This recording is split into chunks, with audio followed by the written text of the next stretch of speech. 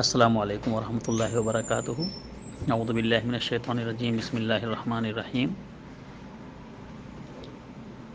وعباد الرحمن الذین یمشون علی الارض حونا واذا خاطبهم الجاہلون قالوا سلاما۔ اللہ رب العالمین نے سورہ فرقان آیت نمبر 63 کے اندر ارشاد فرمایا کہ اور اللہ کے الرحمن کے بندے وہ ہیں جو چلتے ہیں تو نرم چال چلتے ہیں، سکون و اطمینان کے ساتھ چلتے ہیں۔